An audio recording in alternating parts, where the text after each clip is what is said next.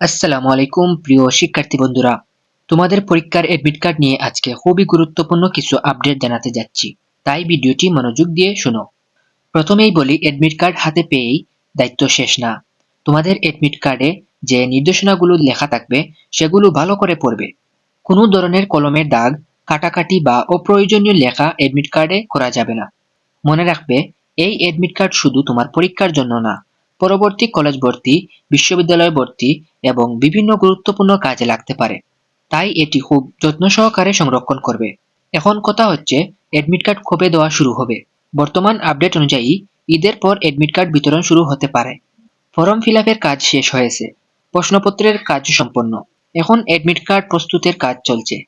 তাই ঈদ পর্যন্ত মনোযোগ দিয়ে পড়ালেখা চালিয়ে যাও।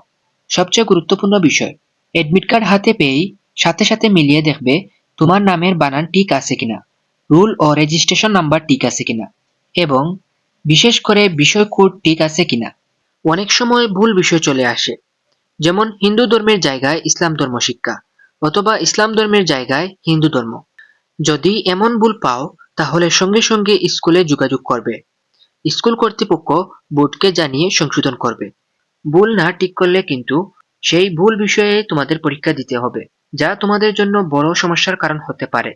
আরেকটি গুরুত্বপূর্ণ কথা, পরীক্ষার আগের দিনই অ্যাডমিট কার্ড এবং প্রয়োজনীয় জিনিসপত্র প্রস্তুত করে রাখবে, যেন শেষ মুহূর্তে কোনো ঝামেলা না হয়। আত্মবিশ্বাস রাখো, নিয়মিত পড়াশোনা করো, ইনশাল্লাহ তোমাদের জন্য ভালো কিছুই অপেক্ষা করছে। আজকের মতো এখানেই শেষ করি। সবাই ভালো থাকো। আল্লাহ হাফেজ।